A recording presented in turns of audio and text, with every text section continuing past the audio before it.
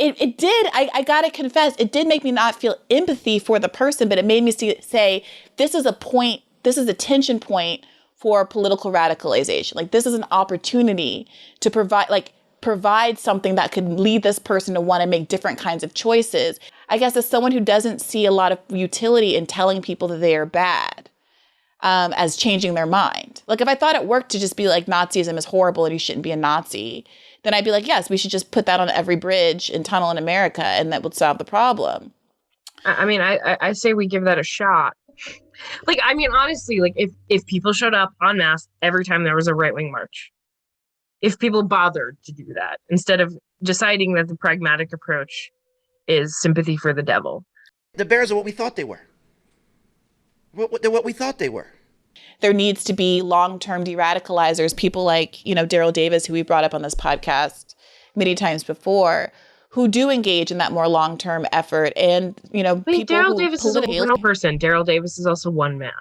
Shannon Foley Martinez is another example of someone who works with formers. But again, this is not scalable. These are years-long, immensely intimate, emotional stuff. I think if you want social policies that make life less of a hideous, precarious ladder over an abyss, fine. But know that every one of these people is going to fight you every step of the way of implementing these policies, because they will go to people of color too. So why is it an individual activist? What are you Daryl even advocating for? Like, it's bull. We played them in the third game. Everybody played three quarters. The Bears are who we thought they were. Do you ever engage in any kind of conversations that tried to see what would happen if you raised doubts about being a white supremacist, or, brought up, well, there's this one Black person at work who's okay, and sometimes, what are those kind of conversations like? Those conversations incel spaces bar women, like the whitedate.net is whitedate.net. Like, what, I'm supposed to write to people who are talking about like the evil Marxists and darkies and say like, actually, like, Black people aren't so bad after all. I mean, honestly, if I had known that this was going to be an extended conversation about the utility of de-radicalization versus anti-fascism, I would absolutely have not agreed to be on this podcast, because I've gotten this banal question over and over and over again, and I loathe it at this point. Like, people, like, I mean, I understand coalition building and desires, but like, That's why we took the damn field. Now, if you want to crown them, then crown their ass. But they are who we thought they were, and we let them off the hook. What I'm trying to explore is the potential political utility of different kinds of options, and to assess how effective de-radicalization actually is. I'm not making a claim or an argument right now. What I'm trying to do is have a conversation about what the limitations of various approaches are, so we as a community can figure out the best way to go forward. I mean, I am just curious why you would ask a militant anti-fascist to talk about the utility of de-radicalization. This seems like a setup for frustration for both of us. Listening to Reset Race, you're now tuned in to Reset Race. You're listening to Reset Race, you're now tuned in to Reset Race. Put them back on the grill again. We grilling them, put them back on the grill again. We grilling them, put them back on the grill again. We grilling them, back on the grill again. We grilling them, You're listening to Reset Race. ADOS need reparations to make America great. You're tuned in to Reset Race. We no longer starving while others eat off our plate. No. You're listening to Reset Race. We focused on our justice claim. We know what is at stake. You're tuned in to Reset Race. You'll find out who really about justice and really who fake. Lineage go back to US Southern plantations. Lineage, Jim Crow and mass incarceration. Redlining lynchings. We are old from this nation. You're not about justice if you ain't for reparations. MG the wise one. Cousin mother intellectual. Samantha bringing fire. Anti-black. We pressing you. No permanent friends and no permanent enemies. The backbone of the country to win. You need our energy. You gon' see. Listening to Reset Race. You now tuned in to Reset Race. You're You're listening to Reset Race. You're now tuned in to Reset Race. Put them back on the grill again. We grilling them. Put them back on the grill again. We grilling them. Put them back on the grill again. We grilling them. Back on the grill again. We grilling them. You're listening to Reset Race. ADOS need reparations to make America great. You're tuned in to Reset Race. We no longer starving while others eat off our plate. No. You're listening to Reset Race. We focused on our justice claim. We know what is at stake. You're tuned in to Reset Race. You'll find out we're really about justice and really who fake.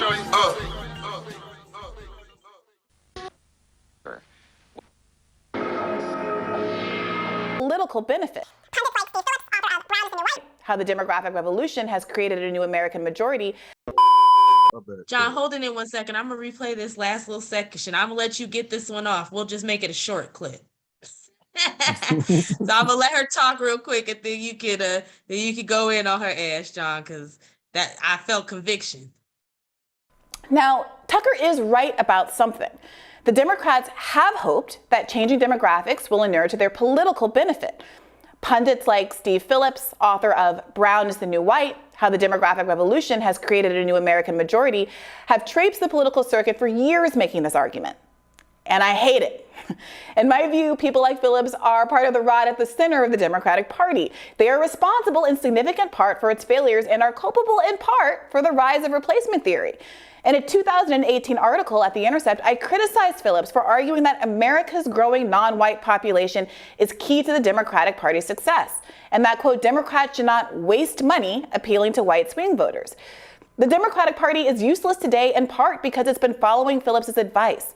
For years now, the party has completely abandoned any effort to persuade voters of any race to pass the policies they actually want, or even to speak with them with a modicum of respect. Part of the reason is that advisors like Phillips, a senior advisor at top liberal think tank Center for American Progress, believe that white votes are a deplorable lost cause. And non-white voters, they think, will inevitably vote for Democrats, no matter how much the Democratic Party abuses them.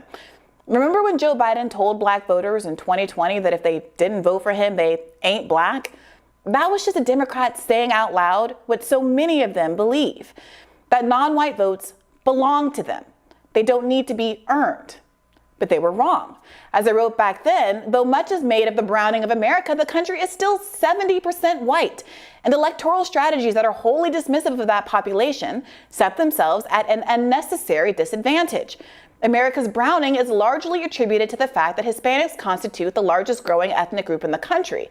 But a majority of Hispanics identify as white, and 1/3 continue to support Donald Trump. The irony is that Phillips's theory hasn't borne out.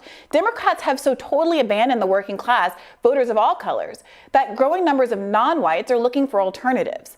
Among Congress members, Republicans are the more vocal anti-interventionists right now. Marjorie Taylor Greene is out here outflanking squad members on the absurdity of giving aid to Ukraine while American babies starve. And Latinos are an important part of the Republican base. Now, this reality undermines Tucker's argument. Although he's right that Democrats hoped immigration changes would help them politically, they haven't. Not really. Not as much as people thought. Tucker doesn't have a strong electoral argument against immigrant populations who, on the whole, are more politically conservative and more religious than native-born Americans. And a slight liberal bias among first-generation immigrants disappears after a generation or two. They're ripe for Republican picking. And without the electoral case against immigration, I think it's fair to ask a hypothetical, as Tucker often does. What could be motivating him to see immigration as such an existential threat? Whose existence is really imperiled right now? The white American lifespan is declining right now for the first time in American history. The opioid pandemic is a scourge made worse by the COVID pandemic and the lack of universal health care. Wages haven't kept up with inflation, and both corporate parties are aligned against raising the minimum wage, even though we haven't had a minimum wage raise for the longest period in American history, and even though Americans have never worked harder for less. When Carlson focuses his ire on corruption by elites, he's right on the nose. But the fact that he fully understands that it's elite capture that's causing so many Americans to hurt right now makes it difficult for me to understand how he thinks that a relatively small and powerless immigrant group deserves as much focus as the billionaires stalling our wages, poisoning our baby food, and ruining the country. And focusing on small, powerless individuals rather than big corporations and control is dangerous, literally. We need to be clear about what people like the Buffalo shooter are talking about when he talks about the Great Replacement. They're not just talking about the natural immigration and population trends that have existed since the first immigrants walked out of East Africa. Go ahead, John. That's it right there. When she see that, that's it right there. When she was like, well, them like, well, you know, she was kind of saying that, you know, liberals and Democrats, they kind of try to act like, you know, the non-white vote, but she still was like, but still, the majority of the country is white, so you still got to give the white supremacists something to win the vote. This is crazy. Like, you done fought Crystal Ball on Rising, Saga, they did a left and whatever they got to get. Then we had to get the other shit on right at Kenny Zoo, and now Bree is on the Rising. I mean, she's on Rising before, of course, but now she's on Rising at the top, like where it's like there's real racial tension. Like, I mean, as much as it's been, you know, me in the past, I say, you know, 1 to 2 years because it's always been racial tension. I'm talking about, but this is like a heightened incident of a white supremacist going to kill black folk, American Negroes, like, and she's here saying like, yo, these people playing games because, like, you know, they're trying to get up to the non-white vote, but they still have to remember that white people are the majority in the country. So you still got to chill with the race stuff. That's what she that's what, you got to chill with the race stuff. Like, you know, we can still save these white supremacists. That's a whole, she's like a fucking white supremacist savior type shit. The fuck is going on? Like, hey, John, did you peep the shell game she just pulled? Because she went from Joe Biden told black voters that if you don't vote for me, you ain't black, to the Democrats think they own non-white voters, to look at what they're doing to the Hispanics. She did. Hey, yo. But it's just that the way it was, but after all that, and I did people, but you know, but the fact that like it came down, like she kind of said, she's like, you got to remember that the majority country is still white, though. What do you have to offer them? Like, what the fuck you, like, she's still saying, like, serve the white supremacists, like, whatever like that. If you're talking about Medicare for all and justice and all that, like, you're talking about reparations, like, these white people care about justice, they be down with justice shit. Like, all you got to do is, it'd be easy. Give them the universal programs and give us reparations. But the fact that we can't do that means that it's something bigger than fucking class going on right now. The fact that you can't be like, I'm going to give you all the other stuff. The black people are going to be, black Americans will be included, and we're going to pay the debt that we owe to them. The fact that's not a good enough, there's not a good enough pitch to win the election tells you a problem. And it's like, fuck them too, fuck it. Because the programs won't even work if if a significant amount of that population, or like even a strong minority of that population doesn't think that we should be made whole. Like, so fuck it, we got more work to do. Fuck it. Everybody gonna suffer. Like, I don't care. Like, she's still saying, like, no, fuck that shit. Just give them their Medicare for all, their education, and they're not gonna kill Negroes no more. What the fuck are you? Come on. We know what the fuck going on, Sam. The white working class was too racist to accept all of these things that she's trying to, like, appeal to them on. Because the white working class could have done student loan debt, could have done Medicare for all by themselves. If white people weren't so racist, they were afraid that this might benefit black people, they could have just done this without a single black vote. The problem is they're just too racist, but we're supposed to add into their racist ideology so that they can, like, have better lives and they can get more guns and more tactical gear. You ain't lying. That's fucking crazy, bro. That's crazy, man. Yes, that's the story of America. We've been through it time and time again. Both sides are racist. They give nothing but lip service to keep us sitting down. The left right now, they're doing a whole word salad, gaslighting, conflation, talking point angle, and it's getting pathetic right about now. Oh, and I don't think the Democrats think that they own the Hispanic vote. I've paid a lot of attention to the way they approach, to the way they've been approaching, like, different communities' politics, and they don't do the things that they do to black people, to Hispanic people. Like, there's no video of Kamala telling somebody, don't talk like a Republican from the Hispanic community. Can you hear me now? Can you hear me, Madam Vice President? I'm sorry, we got to wrap. Oh. So I'm sorry to interrupt. They're acting like they can't hear me. Y'all see that? I can hear you. Oh, so who's the I real? can hear you. So who's the real president of this country? Is it Joe Manchin or Joe Biden, Madam Vice President? Come on, Charlamagne. Come on. It's Joe Biden. I can't tell sometimes. No. It's Joe Biden. And don't start talking like a Republican about asking whether or not he's president. Do you think Joe Manchin is a problem? It's Joe Biden, and I'm vice president, and my name is Kamala Harris. And again, I want to thank Chairman Ruiz for the work that we are going to do together as it relates to one of my areas of focus, which is the Northern Triangle, and looking at how we can address the root causes of migration and work together in a way that is a continuation of the work we've already begun and the progress we've already seen around bringing federal agencies together to enhance their focus or renew their focus in that region, ranging from the Department of Agriculture to the Secretary of Commerce and hosting a virtual trade mission, to the work that we are doing to bring American foundations in to renew their interest in the region and increase their capacity to support the region. We are bringing CEOs of private corporations in the US together to think about their support. And then again, back to the point about agriculture, understanding that we are looking all over the world, and in particular in this region, extreme climate incidents like the 2 hurricanes that devastated that region. And combining that with what we're seeing, such as drought in Guatemala, what that means to the economic base of this region is particular because a large part of their economic strength has been in their agricultural industries, which have been directly impacted by the extreme weather. So this is some of the work that we can do together, and to address what I call not only the root causes, but the acute causes of the migration. And just, I will close my comments by saying this. The impacts of all of these issues, the poverty, the extreme food insecurity, corruption, violence, domestic violence and the treatment of women and girls. So many of these issues are long-standing. Therefore, we know that the work we will do together is going to have to be a function of our commitment to a long-term approach, understanding that we're not going to see results overnight, but that we are a neighbor in the Western Hemisphere.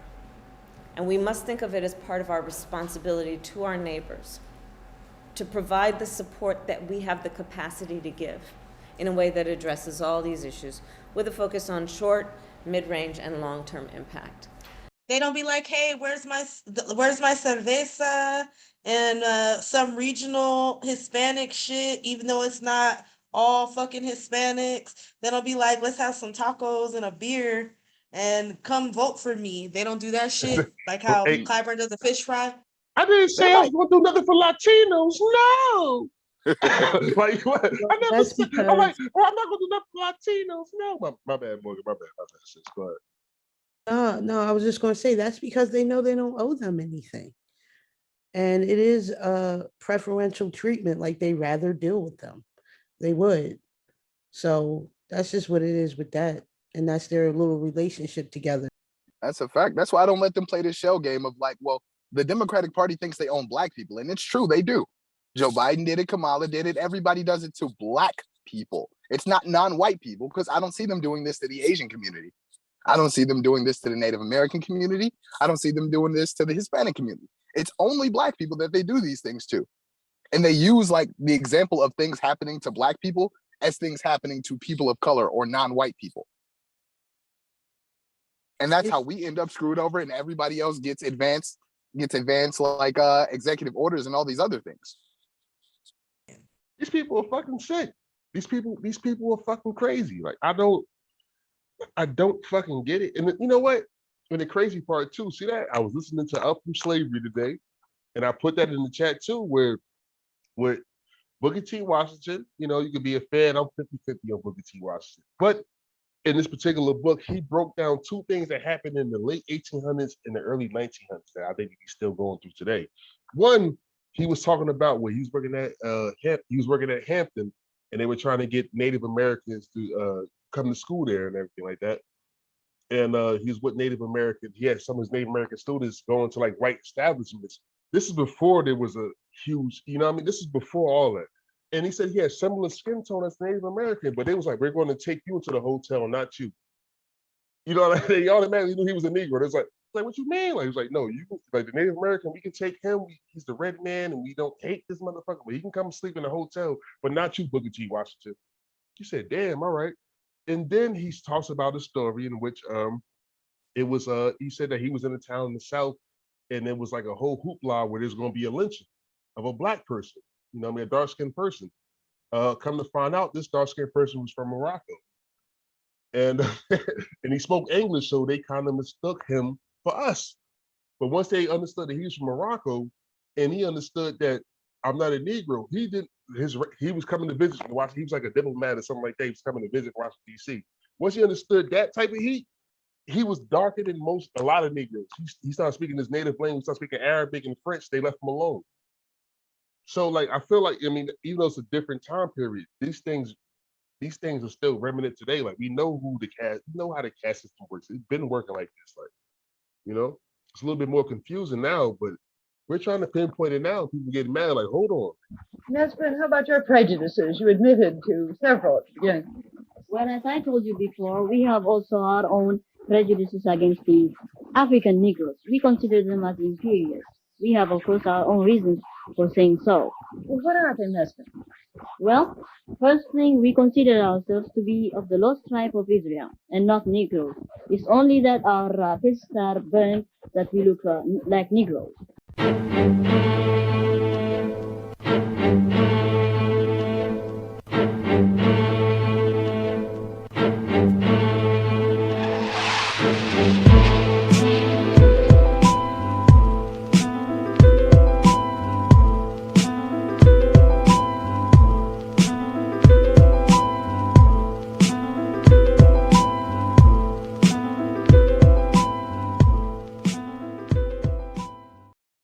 We knew the left was going to try to use every other group except for the collective group it happened to push a certain, and she's talking about because immigration was in it. We talked about this shit. Immigration was in the manifesto.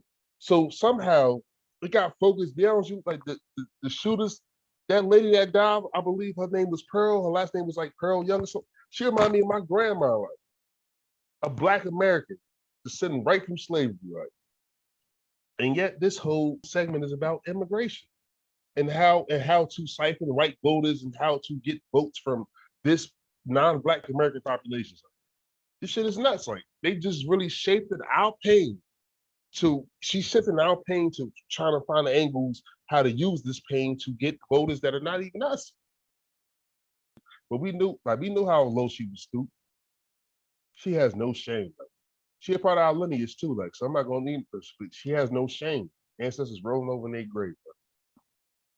I still think I know it's so overused, but I still think she's COINTELPRO. Go ahead.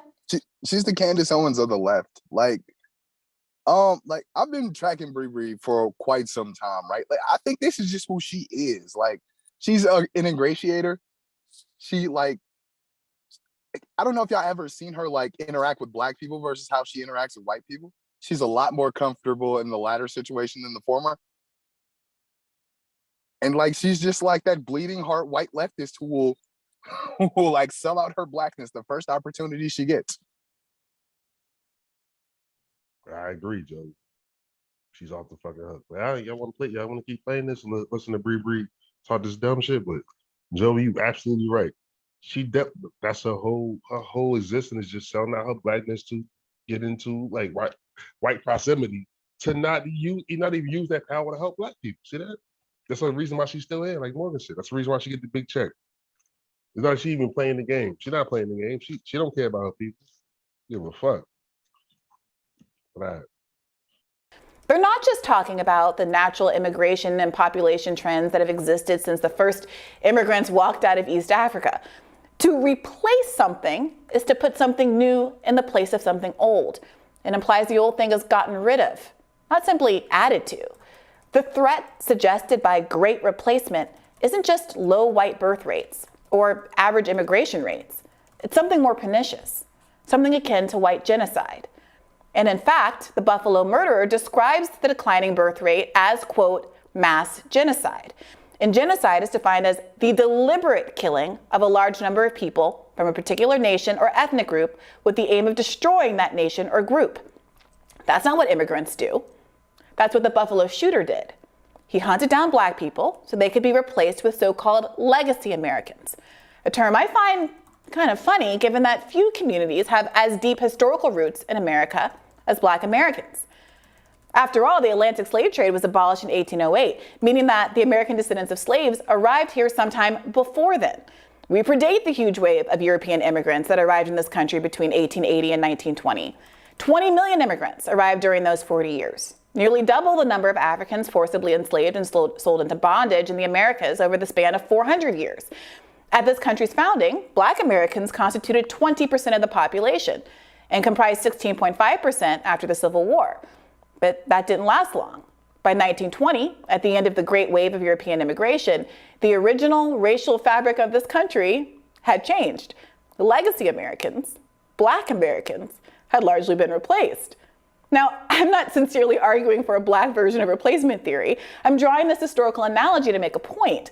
The idea that rapidly changing demographics can politically disadvantage a population is nothing new, nor is the idea that some white Americans are so threatened by changing demographics that they feel empowered to murder blacks, Jews, Latinos, Asians, and Native Americans. This is kind of scary. She's getting privy to our talking points. She's trying to find a way. She did that. Remember, she did that during the election. She tried to like co-opt the talking points, and we sent her ass packing. Yeah, she's trying to co-opt. She's trying to co-opt talking points to kind of put it into her little political agenda. Like this is kind of scary right here a little bit to me, because it's like, all right, like she basically like she's talking about the great replacement theory, Tucker Carlson, who's to blame? She's trying to. This is kind of like giving bird feed to Negroes. Like, the descendants of slavery been here longer than anybody. Okay, all right. I'll just say this one thing and I'll cut the mic off. Like, this whole segment should have been about anti-Black American hate. She should have came on here, broke down white supremacy, and then if immigration was a problem, like, well, when he was talking about immigrants, why did he kill immigrants? Why did he kill Black Americans? Let's get into that. I would have respected that segment, but no, it wasn't about that at all. It was about all types of other people, how to gain votes for a certain political agenda, and then still use co-op some of the language to kind of feed us so we can chill the fuck out. Like, and I jump on the ass. No, we on your ass, briefly. Respectfully. You know what I mean? Like, 'cause I know what you did to Tim Black. No, we're not talking about, like a physically abusing. I'm not respectful, bitch. I'm not No. respectful. No. I'm a man. The men are respectful, but fuck her. Yes, I am, but she's on some bullshit though. You know that she's on some bullshit. So you gotta be careful. Like, people are gonna try to start co-op and not talk about. People are trying to find ways to combat our message, like, on all sides. Like, you feel me? One side is like we see it with Roly Poly Martin too, where he'll take like the lightest weight version of the lightest weight piece of it. But you remember at one point in time, I say about 3 years or 2 years ago, they would not use none of our talk. It's like, these motherfuckers are nuisance. And now you see that, so that means that the work that we're doing is important. So, and Bree she on some bullshit. That's what I got. I see the setup. I just heard black replacement theory and the American descendants of slaves. Yeah. Chances are we're gonna be hearing a lot more of that in the upcoming future. I think that's gonna kill Dems though, because they're gonna start talking about how crazy the Black people are and how they think this and that and the other. But you start listening to the American descendants of slaves and what they saying, and it starts sounding not so crazy. They're gonna fuck around and be converting people for us. Well, I mean, they're going to be doing it to shut us down so that no one actually listens to what we have to say. They don't come to listen to what we have to say.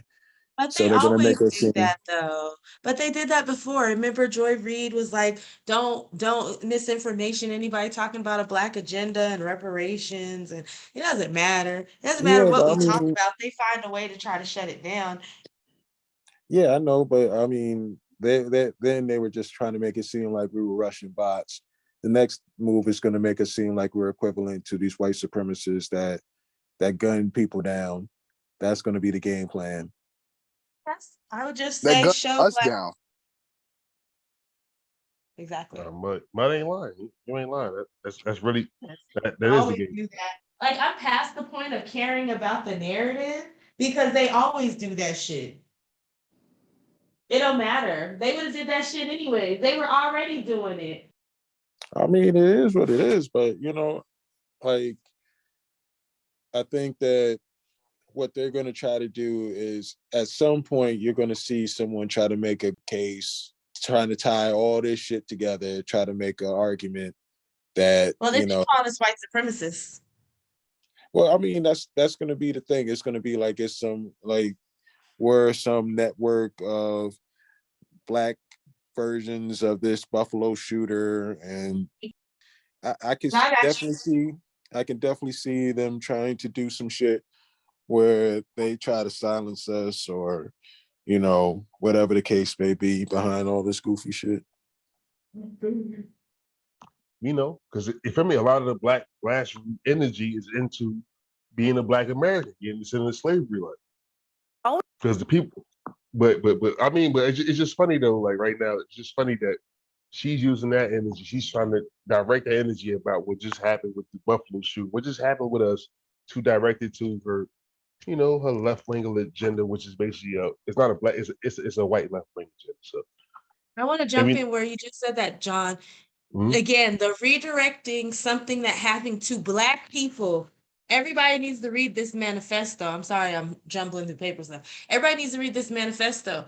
It was very clear, yeah, he hated everybody, but Blacks was the ones that was going to get that work, and he felt that Blacks needed that work the most. That's why he came to our neighborhood. He didn't go to a Hispanic neighborhood. He didn't go to a people of color neighborhood. He didn't go to a neighborhood where there was Black people and Hispanic people and Asian people and Arab people. No, he went to a predominantly Black neighborhood, a Black grocery store that literally used to be a fucking food desert. He chose Black people. Stop taking our heat, our fuel, all this shit, all of our energy. Stop taking it and disseminating it on other groups, because y'all got real mad when the Asian hate shit was happening. We was like, we get beat up more than y'all. We getting fucked up more than y'all. We ain't feeling this shit. Where's our shit? But y'all was like, why are you guys standing behind us? I don't see you. I don't see none of these Asian motherfuckers that was talking about stop anti-Asian hate, talking about shit that has to do with stop anti-Black hate. I see stupid bitches like this, and not just her, the CBC and everybody else talking about all these other groups that did not get murdered in cold fucking blood. Quit playing in my face.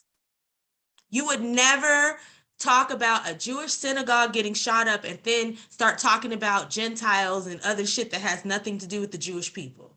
Y'all are wrong and disrespectful. In the media, y'all are some white supremacists. It's some bullshit. It's like that fucking video you sent me, Joey, when they were calling out the white media. This bitch is part of white media too.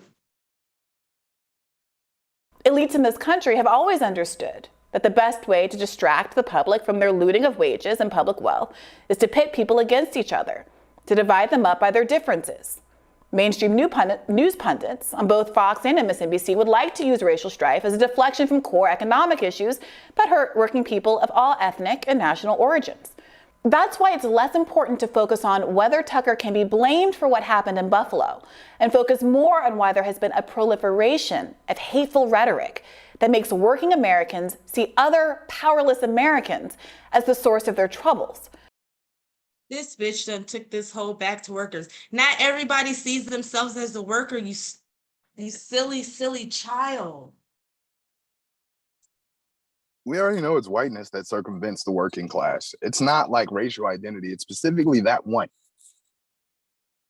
Like, these people came from other groups before they got here, and they came over here to join in on the whiteness, and that will circumvent anything else. They don't want the student loan debt cancellation. They don't want the Medicare for all. Like, the Buffalo shooter was doing well. He was a mechanical engineering student. He didn't have any life problems. He just wanted to die because he was ugly or whatever. But but like, he didn't have the problems that she's describing that divide us. So like, this whole like, well, if only we just focused on the capitalists, then white people will stop murdering Black people. Where is it ever borne out in like reality? Because the Union soldiers were murdering Black people. Facts. And It just doesn't make any sense to me. Yep, punchable facts. This shit's I'd crazy. like to share with y'all an ancient African American proverb. My family's trauma is not your opportunity. Shit, amen. That applies to anybody asking. Can you say that one more time for the people in the back? My family's trauma is not your opportunity. To anybody who decided, oh, well, some Black people got shot up. That's my family. Their trauma is not an opportunity for you. Please stop. It's disrespectful. And that's the nicest way I'm going to say that. Like Joey says, y'all already came here to play to roll around in the blood money. When we gonna need you to know your place. So much so that some folks resort to murder. We can't let this discourse replace important conversations about how we make this country live up to its ideals for all Americans together. And so I know that's a lot, but the point I just really wanted to make was that the conversation about Tucker, I think, is a little bit of a distraction from what the broader conversation about great replacement is doing and how much focus is being put on immigrants and immigration in a way that hasn't gotten enough scrutiny. Yeah, I think the best way to stop the right from talking about the great replacement theory is just to point out what several of the things you pointed out in this radar, which is that it is not true that bringing in a lot of immigrant voters necessarily harms the GOP. As you pointed out, a lot of Hispanic voters, actually, especially second generation, end up having conservative views. The Republican Party is recasting itself as a party for working class people, not just for white working class people, but for working class people. And it is gaining regard among a lot of categories of workers and ethnic groups. And Trump did really well in southern Texas, in Florida with specific immigrant groups. You know, the most hostile people to the GOP agenda are affluent white people in this country. So legacy Americans. Right. So that's true. And Tucker knows that because he rails against a lot of the college campus type people, some of the people I criticize a lot. So I think that's there are many knocks against the great replacement theory, but I think that should be the one that hopefully would persuade the GOP that it can win with immigrants. It's doing it. It's doing it.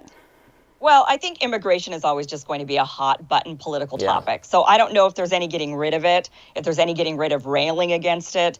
One group is going to rail against it, or the other group is going to, because they view it as being used as a way, not to use the term great replacement, but certainly they see it as a threat, as a political threat, saying, well, the other political party is trying to import in people that are aligned with them. And I think that argument is as old as time. I don't think that is new to Tucker Carlson or new to the climate that we're in right now politically. And if it weren't immigration, it would be something else. And it is other things, right? I mean, we're seeing constantly this pointing the finger, as you mentioned, Briahna, not focusing on the real issues that are causing the strife in middle-class America, the stuff that's actually harming the ability to buy homes and go on family vacations once a year, the good, to live the American dream. What they literally just what they just did is kind of make it, make a plea to the white supremacists. Like, the immigrants are going to they gonna get down with you. You ain't got to shoot. But it had nothing to do with any anti-blackness. It had nothing to do with changing their. It was like, don't kill the immigrants. Why? Because they think like you. Like they see that they gonna be down with you. We got the stats too. The stats show us that they're gonna be down with you. You're bugging.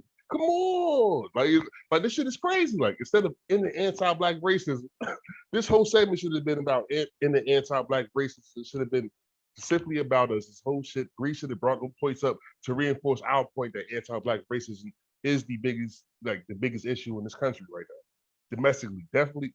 I mean, whatever. It's the biggest issue in the country.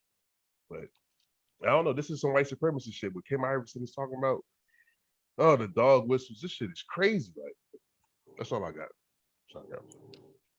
I think it's interesting that that last piece was kind of like a full-on endorsement of the Republican Party, which, if I'm not mistaken, that should be against Bree's whole political ideology.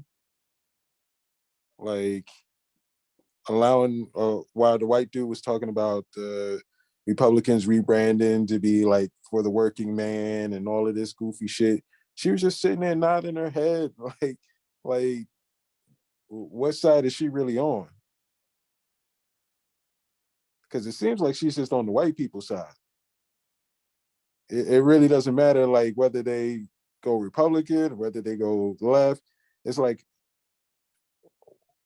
who can corral the white people away from the Democrats?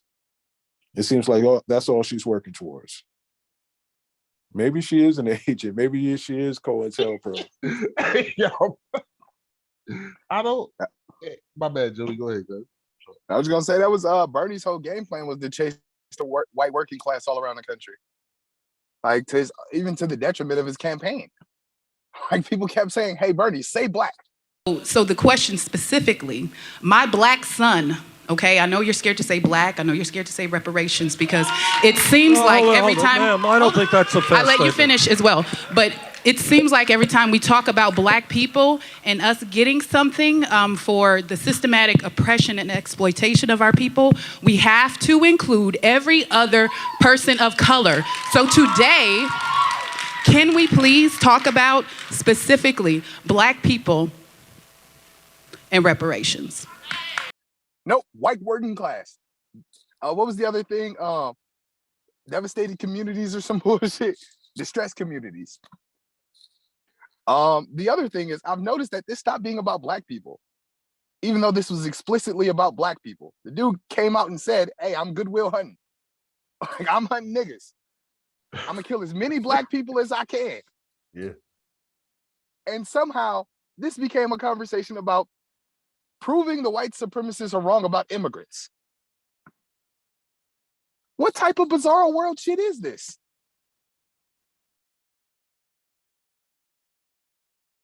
Nah, this shit is crazy. Nah, this shit is fucking crazy. Again, but go ahead, Sam. No, I'm gonna let you go, but I'm just saying again, this is like what we were talking about the other night. It's that taking all the energy, right? Like that crazy white man that killed up all those people was very, very clear in that manifesto. He was very clear by the people that he murdered.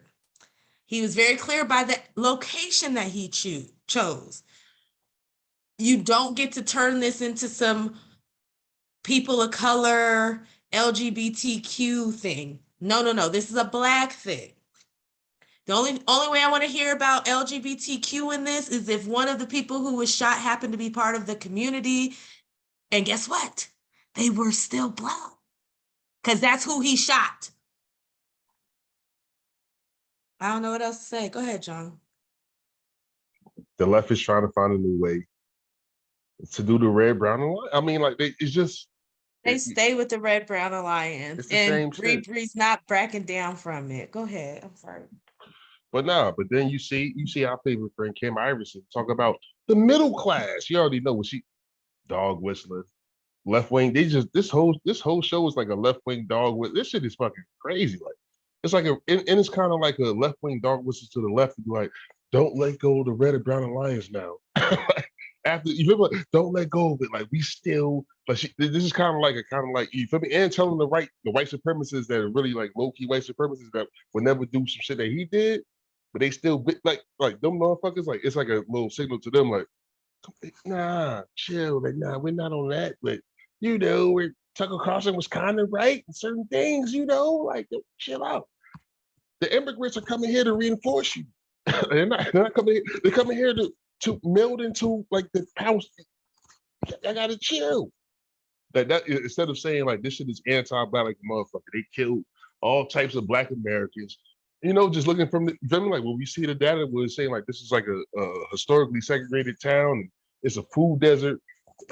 Let's get the through line. That would have been a great episode, but no, Bree's on here with Ken Iverson talking about the middle class and how they trying to calm white supremacists down. They trying to calm like racist, like anti-black white people down. If you're concerned about black people having issues with immigration, you might want to stop turning every black issue into situation about immigration. So, yeah, I mean, if we go from Biden being asked about reparations in the debate and then talking about Black people need to get along with the immigrants, if we're talking about this shooting, and now all of a sudden it's a whole conversation about how the fears of immigrants are invalid. Black people are going to get annoyed with this shit. I'm already annoyed. Well, I'm just talking about the motherfuckers that have not been paying attention to like how this shit is shifting and how the conversations are getting so vague. They're gonna start noticing a pattern and they're gonna get tired of this shit. I don't have a lot of final thoughts because Brie is who she always is. Her arguments are the same. I still got to watch the video she did with Iron Meat about this situation and this conversation, but you know, yeah, I just think I know people were really hitting us up because they really wanted us to address the Tucker Carlson thing. But I'm just more interested in addressing how media, why are we even talking about Tucker Carlson and the Great Replacement when this was about killing Black Americans and we're not part of that group of immigrants? Like the dude was miscategorizing us as immigrants. And y'all are sitting here turning this into an immigrant discussion when he didn't kill immigrants, he killed Black Americans. He didn't kill Nigerians or Ghanaians, or he didn't go to a Nigerian community or a Somali community. No, he went to a Black American community. So that's my issue. This is my biggest focus of this. The whole fact that the media is just taking what should be a moment to talk about anti-Blackness in America. They should be talking about racial injustice. They should be talking about reparations. This is all the stuff we should be talking about. And instead, we're talking about Tucker fucking Carlson.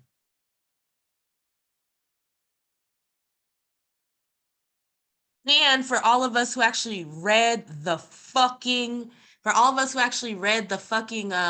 manifesto, he don't bring up shit about Tucker. And Tucker Carlson didn't start this conversation. This conversation started online, and the people who work for him pulled that shit up and was like, "Oh, this will be good. We can make some money off of this. People like this." And that's where it come from. He didn't start the conversation.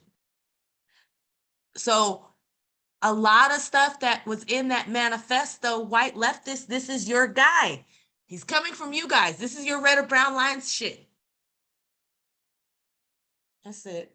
I'm done. That's all I got. Final thoughts, guys? Tucker Carlson is chasing the same audience as Brie Joy Gray for the same exact reasons. His rhetoric works a little bit better, and that's what they don't like. But they essentially have the same ideas about quote unquote immigrants. It's just who gets to wield the power. That's really the question, but that's happening between those two people. And none of this should be about any of that. This should be about Black people. Some random ass white man came to a Black country and murdered Black people. Yeah, I think we can wrap this up.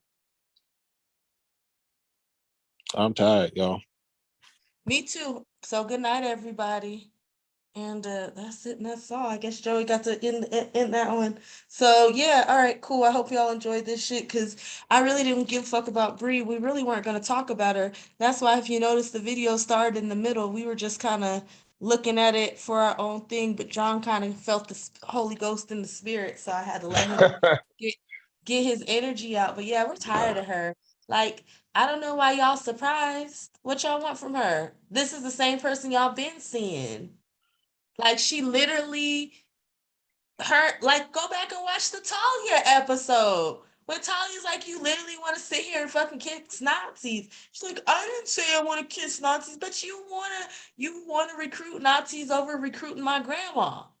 Like, you rather have a Nazi be a progressive than my 85-year-old granny. So, okay. So, that's it. Good night. We out.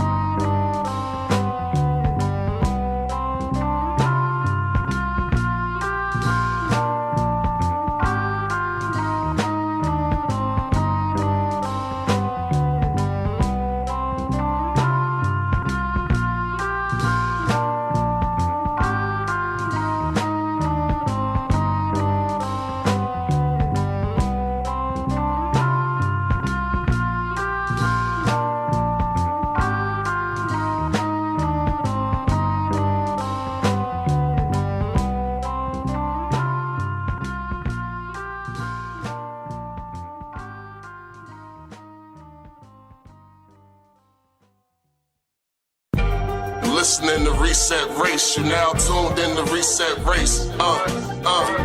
You're listening to Reset Race. You're now tuned in to Reset Race. What?